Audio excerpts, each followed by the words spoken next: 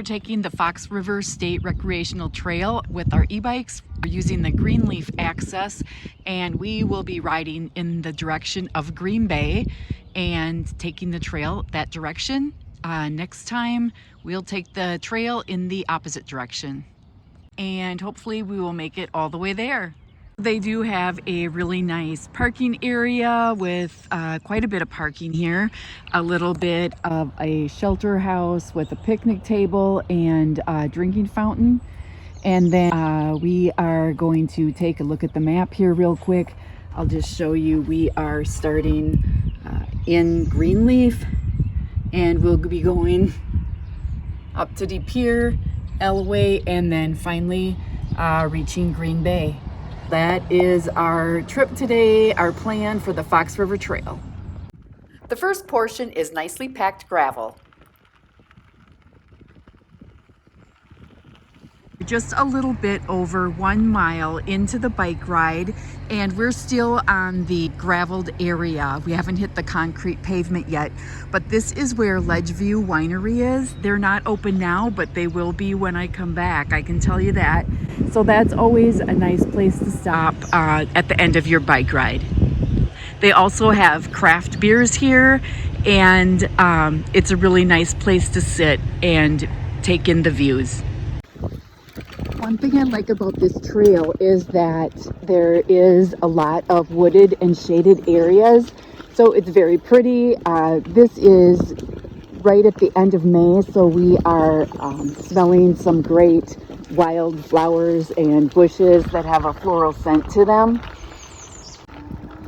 We are just a bit over 3 miles in, and we're coming up to Lassie Road, or Lassie Road. I'm not sure the pronunciation of that, but at this road is where the concrete portion of the trail begins. This is the second bench that we've come across within the last mile or so, and they are usually here in memory of someone, and some beautiful flowers and displays there.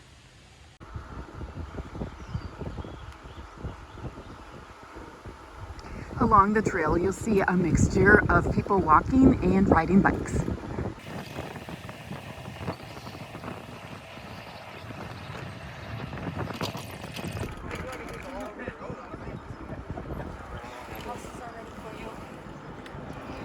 Is another trailhead and parking area. This is at Midway Road. This is one of my favorite bridges that we go across on the trail. I just think it's rustic yet lovely to be here. This is called the East River Bridge.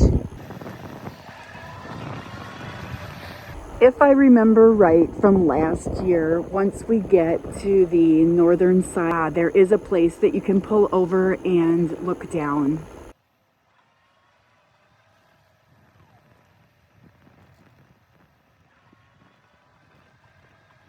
Up to the bridge right here. The filming might get a little bumpy because it is a wooden covered bridge, but you can see down below.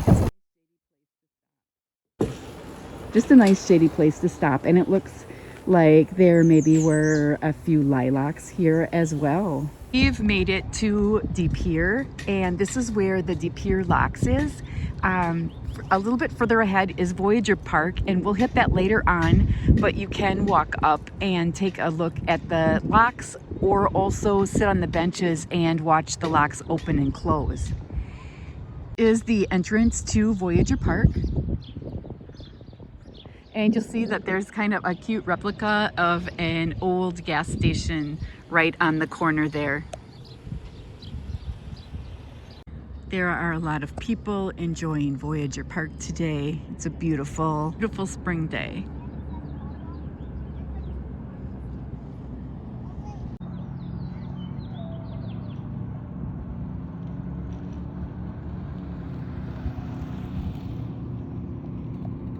This area is what they call the Heritage Trail.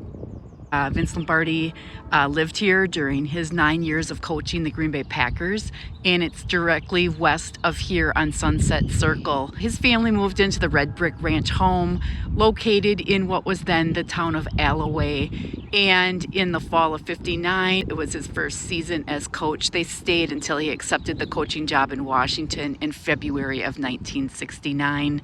It has 4 bedrooms, a living room, and fireplace. If you want to see it, just take the trail right on up.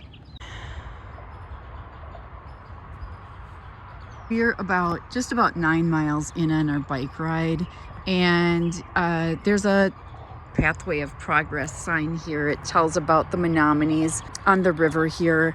On the other side of this is Heritage Hill Historical Center. If you do want to take a stop there, just make a right-hand turn and go up into that area.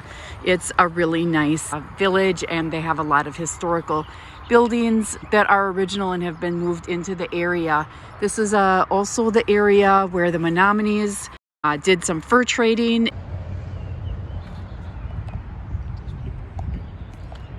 So overlooking Riverside Drive is Minhan's tomb. Dr. William Edward Minhan died in the sinking of the Titanic. You can see his tomb is above.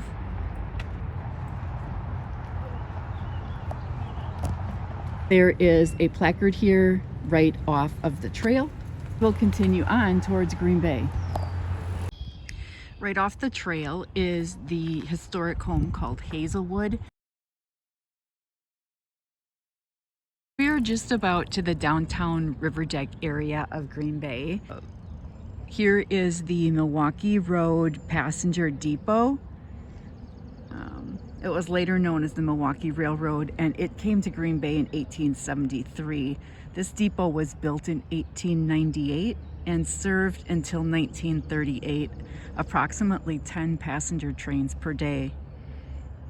Again, from 1945 to 46, there were about 12 passenger trains per day. Continue on down to the Green Bay River Deck area. So we've made it down to the city river deck. If you look across the river, you will see Titletown Brewing. And there's a restaurant called Hagemeister's right downtown here. They have great food. The trail goes only for about another quarter of a mile. One thing I'm going to show you is a cool mural made by the Native Americans under the bridge. One more thing is everybody needs a I Love Green Bay selfie, so don't forget that.